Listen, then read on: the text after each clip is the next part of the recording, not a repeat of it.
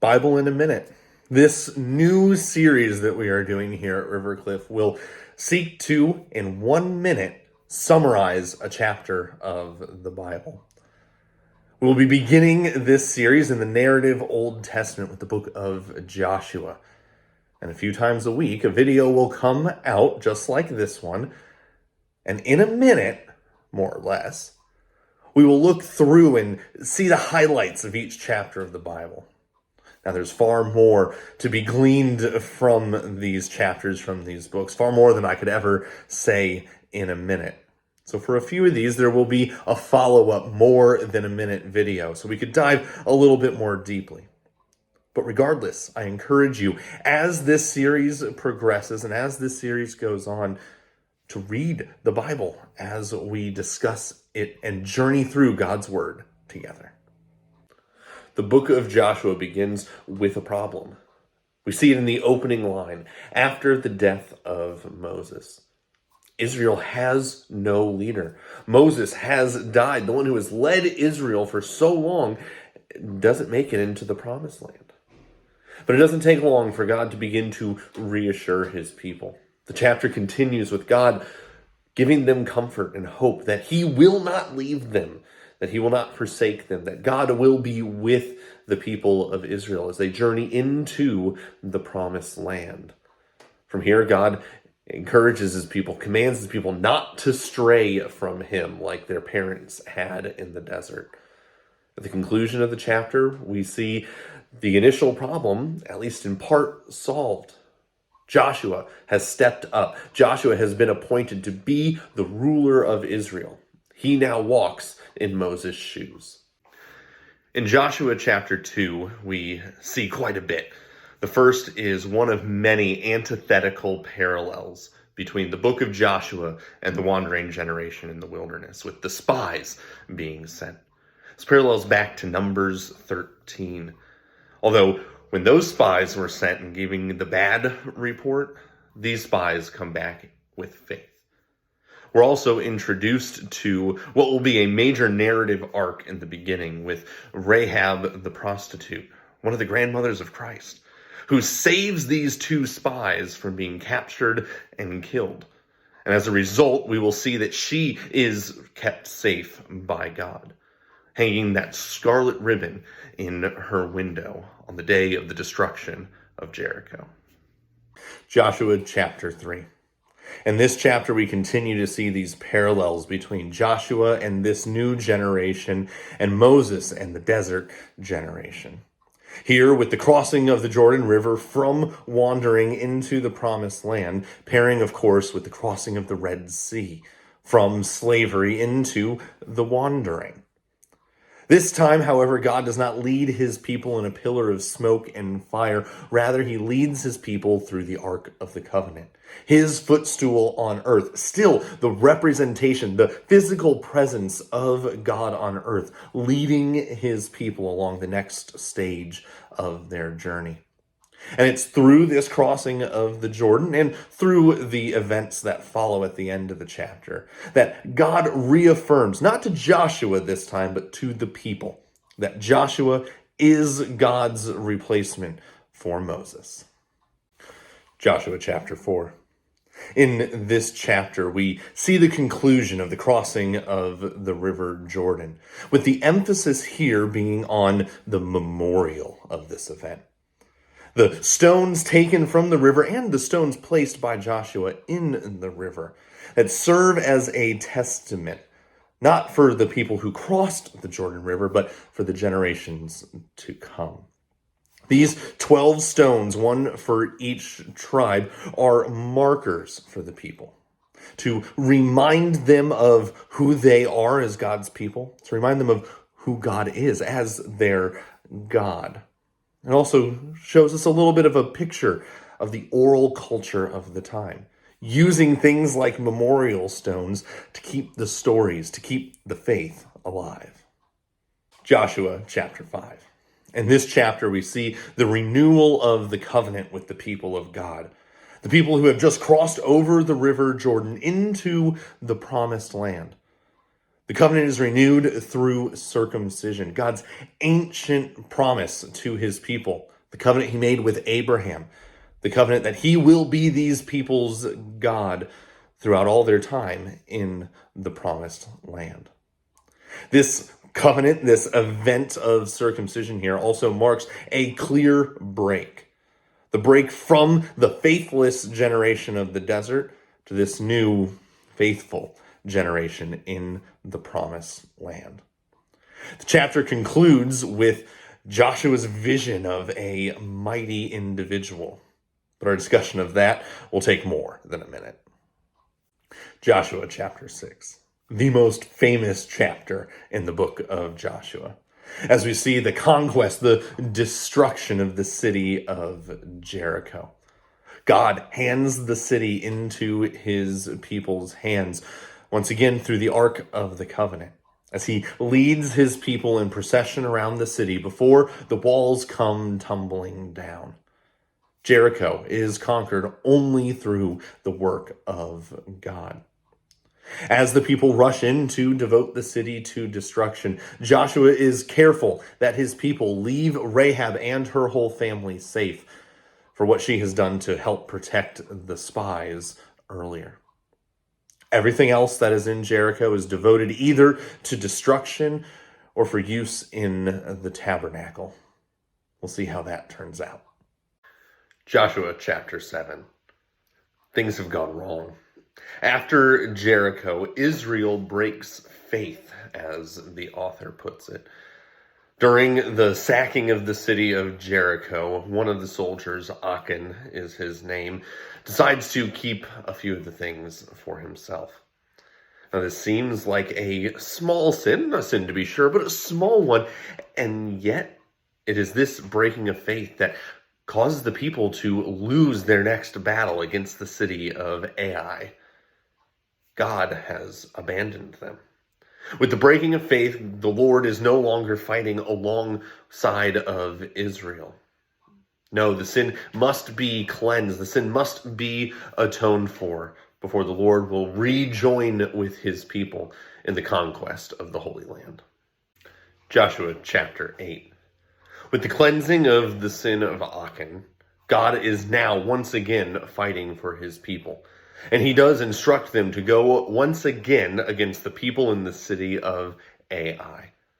God fights with his people, and Joshua, employing the strategy of the feigned retreat, destroys not only the army, but captures the city as well.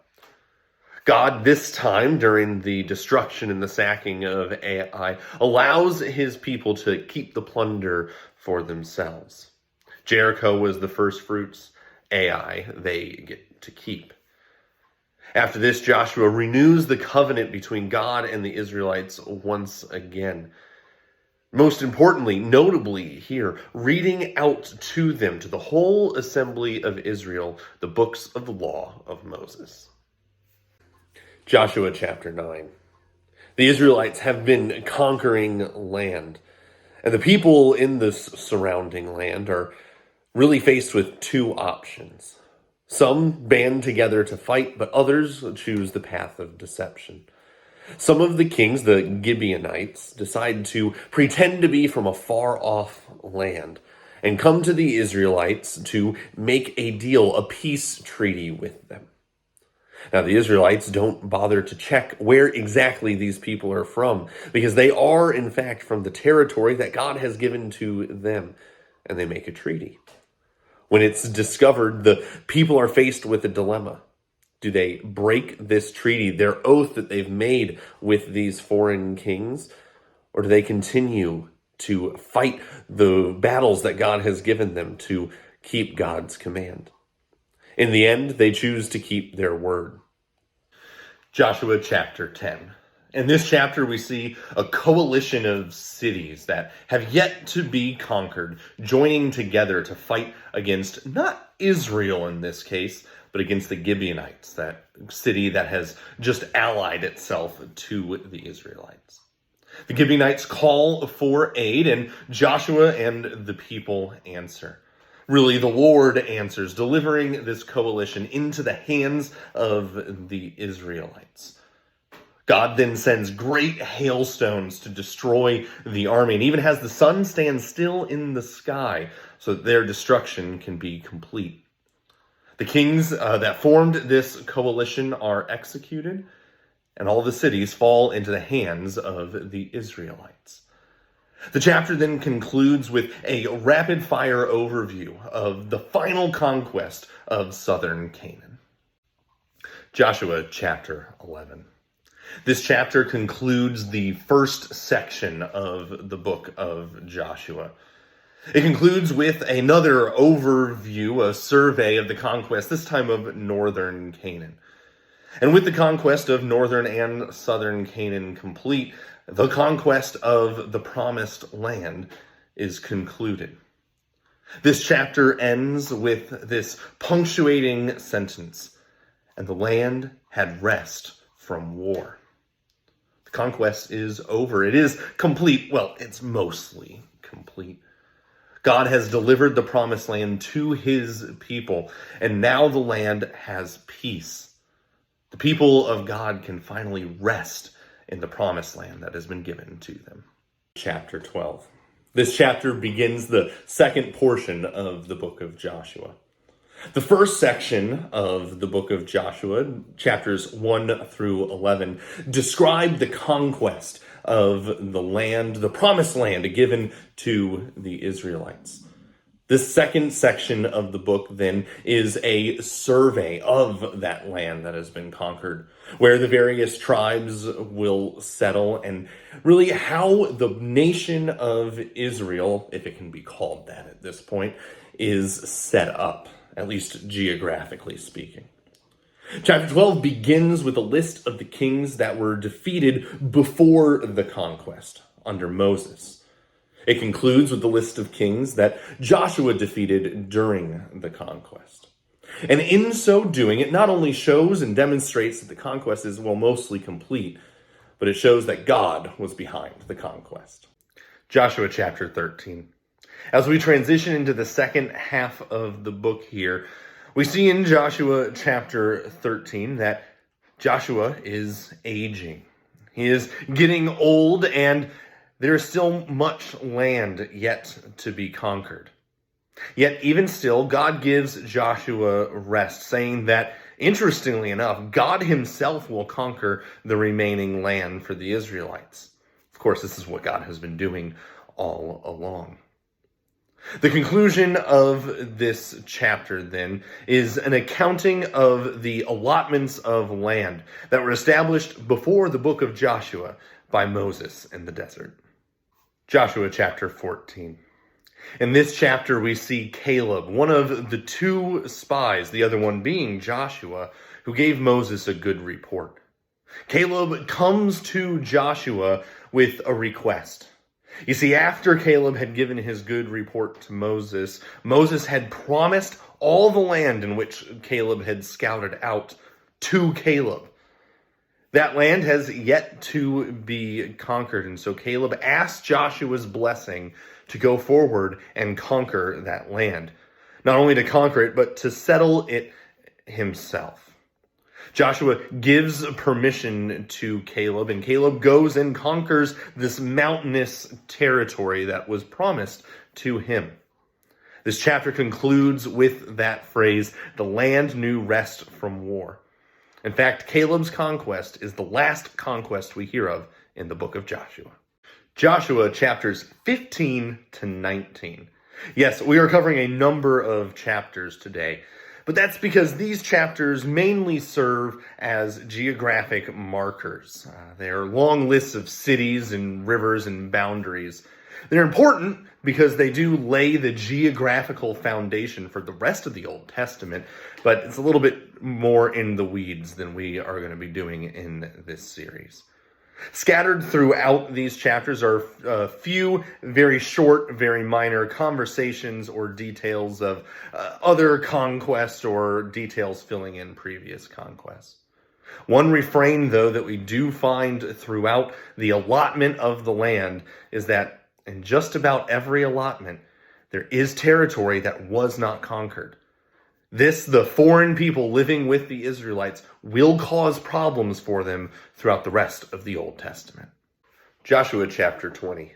In this chapter, Joshua establishes 6 cities of refuge.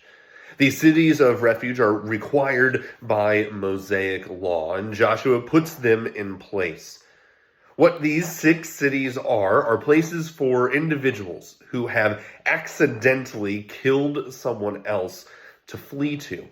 When they're in that city, the avenger of blood is not allowed to find vengeance against them. Really, what these cities allow is for a fair trial for those who at least claim that they have accidentally killed someone. Interestingly enough, these cities of refuge and the protections of the Mosaic covenant are not only for the people of Israel, but they are also for the sojourner, the foreigners who are in the nation or the land of Israel as well. Joshua 21. In this chapter, Joshua continues to fulfill the little details of the Mosaic covenant that need to be dealt with. In this chapter, he gives cities to the Levites, once again according to the law of Moses. The Levites did not get their own territory because they are to serve as priests, so instead, they are scattered throughout the various tribal lands of the people of Israel. Yet, they are given their own cities, and here Joshua establishes which cities they are given. Of particular note is that of those 6 cities of refuge from the last chapter, the Levites get 5 of them as part of their inheritance, with only the city of Bezer being excluded. Joshua 22. In this chapter, the eastern tribes return across the Jordan after having completed their work in the conquest of the Promised Land. And yet, no sooner do they return than conflict arises between the tribes divided by the river. The conflict begins because the eastern tribes have built a massive altar. Well, God only has one altar. The one true Lord is only to be worshipped in the tabernacle.